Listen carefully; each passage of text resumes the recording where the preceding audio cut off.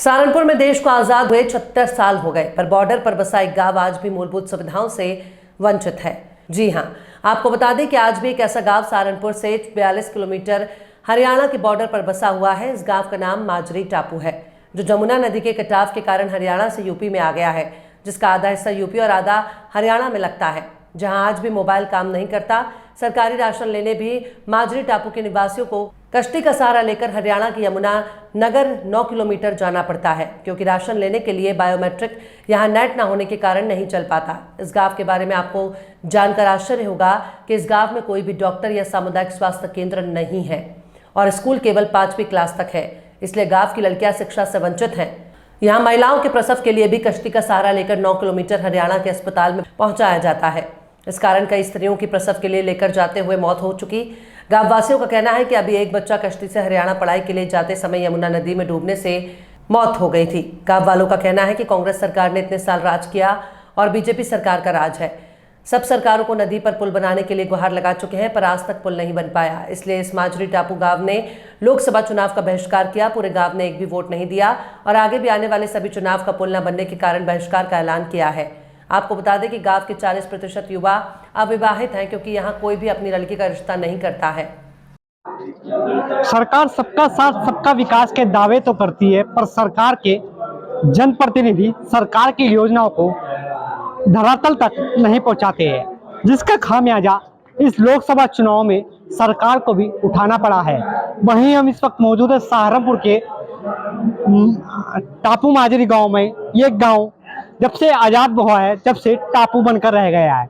इस गांव में मूलभूत सुविधाओं के नाम पर कुछ भी नहीं दिया गया है, जबकि ये गांव आधा हरियाणा यमुनानगर में पड़ता है और आधा यूपी जिले में पड़ता है। पर यहाँ की दोनों सरकारों की टकराव में, जबकि सरकार एक है, उसके बाद भी यहाँ पर गांव में विकास से लेकर कोई भी मूलभूत सुविधा नहीं है। हमारे साथ गांव के कुछ लोग मौजूद हैं, इनसे बात करेंगे। क्या गांव में इस बार इन लोगों ने चुनाव का बहिष्कार किया है, और बहिष्कार का कारण इन गांव की लंबी मांग चली आ रही है कि यहाँ पर पुल की सबसे बड़ी समस्या है, और पुल की वजह से ये लोग, गांव के लोग यहाँ से 45 किलोमीटर दूर हरियाणा में जाते हैं और अपना इलाज कराते हैं, या शिक्षा को लेकर। शिक्षा का गांव में भी कुछ भी स्कूल या प्राथमिक विद्यालय नहीं है। तो हमारे साथ गांव के लोग मौजूद हैं, इनसे बात करेंगे किस तरह की समस्या का सामना इन गांव वालों को करना पड़ता है। जी जी, क्या समस्या है? ये तो क्या नाम है? जी जी, इसके साथ जुड़ी और शिक्षा भी यहाँ 10 किलोमीटर पड़ा है जी गाँव, वो जगाधरी। अगर पुल बन जा तो 10 मिनट में साइकिल पर चले जा आदमी। अच्छा, आप लोग कैसे जाते हो? कई किश्ती में पहले तो ये तो जहाँ जी कलानौर में या किश्ती में कभी गए चलता है, किश्ती कभी गए चल जाओ, जब लगे ढंगो फिर जाओ बस 2 घंटे। घटनाएं भी होती है किश्ती? हाँ, हो जा जी, डूब जा किश्ती, वहाँ पे चल जा, उसमें होता है। पुल की वजह से सब समस्या है? हाँ, पुल की समस्या है। क्या नाम आपका? अच्छा, आप बताइए, क्या नाम आपका? नकली राम। क्या समस्या है? पुल के है जी। अच्छा, क्या समस्या है? मतलब वो पुल बन जाए तो हमारी सारी समस्याओं का हल हो जाएगा। पुल के बिना तो हमारा सारा दिक्कत है जी। गाँव में क्या क्या समस्या है? मतलब अस्पताल हमारे गांव में, शिक्षा वाली कोई सुविधा नहीं है, कोई भी सुविधा नहीं है किसी किस्म की भी। सबसे बड़ी तो रास्ते की है हमें समस्या ज्यादा। हाँ, पुल बन गए। सरकार तो कह रही है डिजिटल बना रही सरकार, कुछ नहीं बन रहा है, तो देख ही रहे आप यार, ना डिजिटल है ना कुछ है। ये तो कहने की बात था, हवा वही है काम। जी जी, क्या नाम है आपका? मौकम सिंह। जी, क्या समस्या है आपकी? बस समस्या तो हमारी पता नहीं क्या क्या है, कितनी है, लेकिन एक ही उस तक पुल बनने से हमारी सारी समस्या हल हो।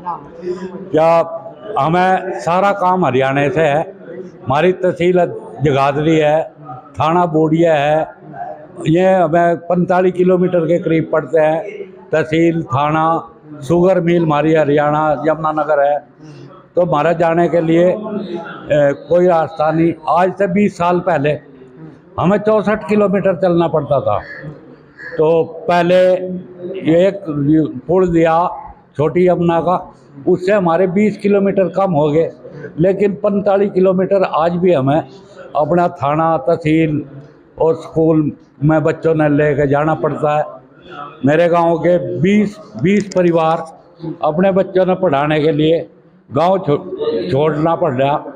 यहाँ खेती नहीं हो रही। मेन जो है हमारा खेती है, खेती के तय ही गुजारा है। ये घर पे वो नहीं होगा, खेत में आदमी नहीं होगा तो खेती भी कैसे होगी।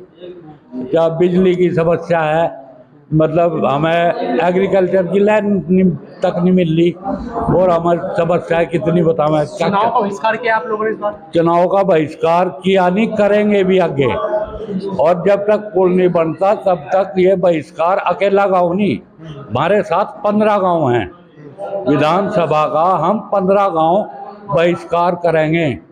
और इतने पुल नहीं बनता, हम कोई भी इलेक्शन में सबका बहिष्कार रहेगा। हमारे मेन समस्या अगर सरकार हमारी या मेन समस्या का हल करती है तो हम आगे वोट घेरेंगे, वरना इतने तक हमारी समस्या का हल नहीं होता। पुल नहीं बनता यमुना नदी का, इतने तक हमारा बहिष्कार रहेगा।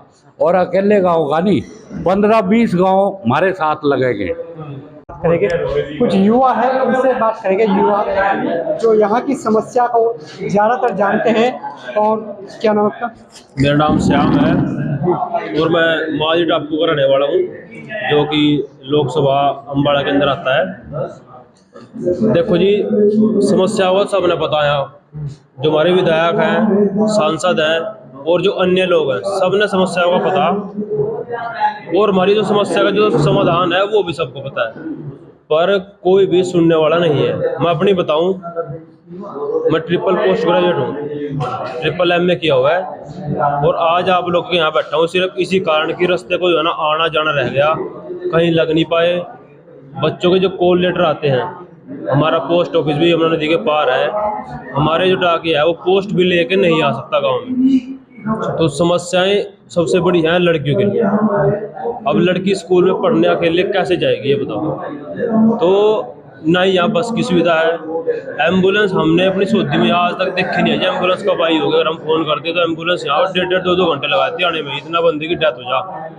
तो सबकी जो है समस्या का समाधान एक था, वो है यमुना नदी का पुल। इसलिए अब की बार इस गाँव ने बहिष्कार किया था लोकसभा का। और इनका मन यही है कि जब तक हमारी मांग पूरी नहीं होती ना, तो हम विधानसभा का भी करेंगे और सरपंच का भी बाइकाट करेंगे। तो मैं तो आपके माध्यम से इस सरकार को यही चेताना चाहता हूँ कि जो आपके नुमाइंदे हैं, कि आप उनसे जो है ना पूछो कि समस्या क्या है। अगर वो ये हमारी समस्या का समाधान नहीं करेंगे तो जो ये परिणाम आप देख रहे हैं या आगे इससे भी ज़्यादा गंभीर होने वाले हैं। हमारे साथ जो है अगली बार बहिष्कार में लगभग 15 गांव जुड़ेंगे और इस पुल का सहारनपुर से लेकर चंडीगढ़ तक के लोगों को फायदा है आने जाने में। देखिए, ये थे हमारे साथ गाँव के। इनकी समस्या यही है कि पुल का निर्माण हो जाए, पुल बनने से इन लोगों की समस्या, सभी समस्याओं का समाधान भी हो जाएगा। क्योंकि युवा है, युवा तो एक जा सकता है, पर जो छात्राएं लड़कियां हैं वो यहाँ से कहीं भी शिक्षा ग्रहण करने कहीं 45 किलोमीटर नहीं जा सकती। सरकार कहती है बेटी बचाओ बेटी पढ़ाओ, पर लगता है सरकार के नुमाइंदे जो ग्रामीण क्षेत्रों में है विकास के कार्यों को लेकर धरातल पर नहीं पहुंच पाते हैं, जिसकी वजह से इस बार सरकार को भी नुकसान उठाना पड़ा है। तो शिव गौर के साथ JN न्यूज़, जोगेंद्र कल्याण, सहारनपुर।